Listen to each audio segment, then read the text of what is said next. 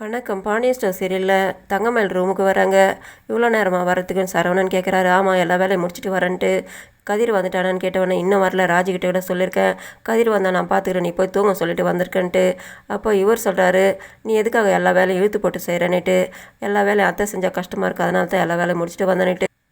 இந்த வீட்டில் நடக்கிற விஷயங்கள் ஒவ்வொன்றுமே வித்தியாசமாக இருக்குது. எல்லா விஷயம் நடந்தாலும் அது எல்லாமே சீக்கிரமாக முடிஞ்சிருது. நாளாகும்னு பார்த்தேன். விஷயம்லாம் பிரச்சனைலாம் முடியறதுக்கு நாளாகும்னு பார்த்தானாக்கா எல்லா விஷயம் சீக்கிரமாக முடிச்சிட்டாரு மாமானிட்டு. அதில் என்ன நல்ல விஷயம் தானேன்ட்டு. ஆமாம், நல்ல விஷயந்தான், பார்க்குறதுக்கு வித்தியாசமாக இருக்குதுன்ட்டு. ஆனால் என்ன தான் இருந்தாலும் ராஜ் என்னை திட்டிட்டு கஷ்டமாக இருக்குது.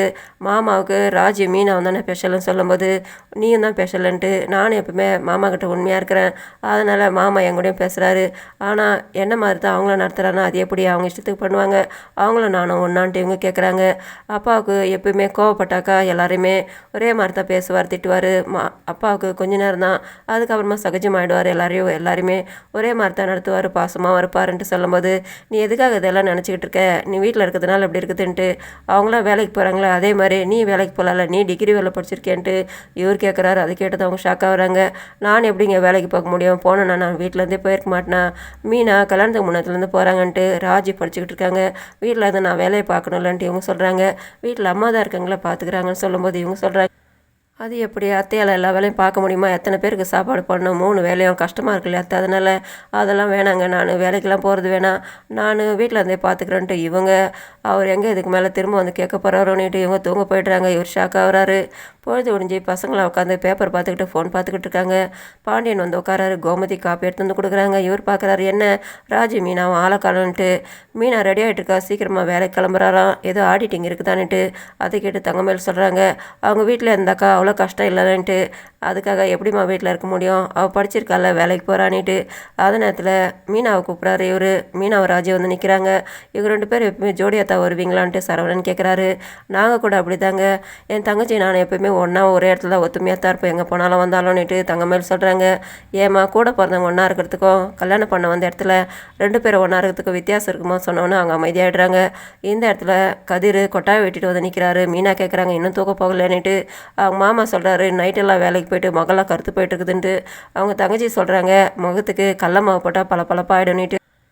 இந்த மாதிரி ஆளாளுக்கு ஒவ்வொருத்தர் ஒரு மாதிரி பேசும்போது இதெல்லாம் பார்த்துட்டு பாண்டியன் சொல்கிறாரு, இவன் நைட்லலாம் வேலைக்கெல்லாம் போகிறது வேணாம், அவனை வந்துட்டு கடையில் வேலை செய்ய சொல்லு.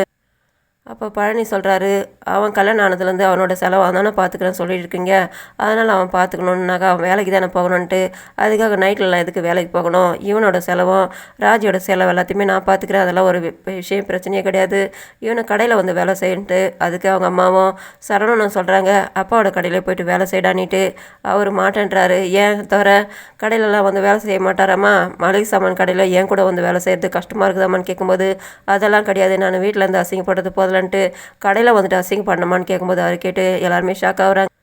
நான் இருக்கும்போது நீ எதுக்காக அப்படியெல்லாம் போயிட்டு கஷ்டப்படணும், ராவ் பகல் நேரம் காலம் இல்லாத போயிட்டு கஷ்டப்படுறது வேணாம், பார்க்குறவங்கள என்ன கேள்வி கேட்குறாங்கன்ட்டு நானும் அவங்ககிட்ட சொல்லிகிட்டு இருக்கேன், அதெல்லாம் பிடிக்கலன்ட்டு பேசிக்கிட்டு இருக்கேடான்ட்டு.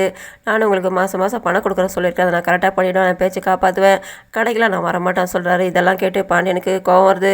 அவர் ஒரு அறை கொடுக்குறாரு. பார்த்து எல்லாருமே ஷாக் ஆகுறாங்க. அவ்வளோ தூரம் நான் சொல்லிக்கிட்டு இருக்கேன், நான் இருக்கிற வரல உனக்கு தெரியாதுடா, ஒரு அப்பனா இருந்து நினச்சி பாடுறா பசங்க, நீ ஒருத்த மாட்டேன் இந்த மாதிரி போயிட்டு வெளியில் ராவ் பகல் நேரம் காலில் அதை கஷ்டப்படுறத பார்த்துட்டு எனக்கு எவ்வளோ கஷ்டமாக இருக்குது தெரியும். அதெல்லாம் பார்த்துட்டு கஷ்டப்பட்டுட்டு நீ கடையில் வந்து வேலை செய்யடான்ட்டு என் கூட வேறான்ட்டு நான் அவங்ககிட்ட சொல்கிறேன், அதெல்லாம் நீ கேட்க மாட்டேன்ட்டு அவர் கோவப்பட்டார். இதை பார்த்து எல்லாருமே ஷாக் ஆகிறாங்க. அதுக்காக வளர்ந்த பையனை கல்யாணம் ஆனவனு போயிட்டு அடிப்பீங்களான்ட்டு நானும் எவ்வளோ தான் சொல்லிக்கிட்டு இருக்கேன், என் பேச்சை மதிக்கிறேன். நான் பாரு மகாராஜி, நான் இதுக்கு மேலே என்ன தான் செய்ய முடியும், நான் எவ்வளோ சொல்கிறேன், இவன் கேட்க மாட்டான். ஒரு அப்பா வந்து நினச்சி பார்த்தா தானே என்னோடய வலி அவனுக்கு புரியும்ன்ட்டு அவர் திட்டிட்டு அவர் மச்சானை கூட்டிகிட்டு கிளம்பிட்டாரு. மீனாவுக்கு ஃபோன் வருதுன்னு மீனாவும் கிளம்பிடுறாங்க. பாண்டியனும் பழனியும் வண்டியில் போயிட்டுருக்காங்க கடைக்கு. இவர் சொல்கிறாரு, வண்டி என்னத்தான் ஜோராக ஓட்டினாலும் போக மாட்டேங்குது, அதை கொஞ்சம் ரிப்பேர் பண்ணி வைன்ட்டு பண்ணுறேன்ட்டாரு. கடை வேலை சொன்னால் செய்கிறேன்றாரு. ஏன்டா நான் கதிர் அடிச்சிட்டேன்ட்டு உன்னோட மருமகனை அடிச்சிட்டேன்ட்டு உனக்கு கோவமான்ட்டு கேட்குறாரு. அதுக்கு பின்ன என்ன, நீங்கள் அப்படி எல்லாரும் அடிக்கிறீங்களே, ஆனால் அவனை அவங்களோட கோவத்தை எடுத்துகிட்டு போட்டு அவங்ககிட்ட காட்டுறீங்க. வீட்டில் அவனுக்கு கல்யாணம் இருக்குது, மருமகளுக்கு வந்திருக்காங்க, அவங்களாம் என்ன நினைப்பாங்க, அவனுக்கு அசிங்க அவமானம் ஆகாதா, வளர்ந்த பையனை கல்யாணம் ஆனவனை போயிட்டு அடிக்கிறீங்களே, இது ராஜி என்ன நினைப்பா, அவளை மதிப்பானா, அதுவும் ராஜியாக இருக்க வச்சு அவள் சும்மா இருக்கா, மற்ற பொண்ணாக இருந்தாக்கா அந்த இடத்துல உங்ககிட்ட சண்டை போட்டிருக்க மாட்டாளான்ட்டு இவர் மனசில் இருக்கிற ஆதங்கத்தெல்லாம் கொட்டுறாரு. நீங்கள் பண்ணாக்கா எதுவுமே சரின்னுவீங்க, இந்த மாதிரி நிலமையில நீங்கள் அக்காவுக்கு செய்ய மாட்டிங்களா, அந்த மாதிரி அவன் ராஜிக்கு செய்யணும்னு ஆசைப்பட்றான். அப்படி இருக்கும்போது நீங்கள் எதுக்காக ஆனவனாக்கா அவன் மேலே கோவத்தை திரும்ப காட்டுறீங்க, அவனை அடிக்கிறீங்க. நீங்கள் எது ஒன்றுனாலும் அவனை எதுக்காக பாராபட்சத்தோடு நடத்துகிறீங்க, மற்ற பசங்களை நடத்துகிற மாதிரி நீங்கள் அவனை நடத்த மாட்டீங்க.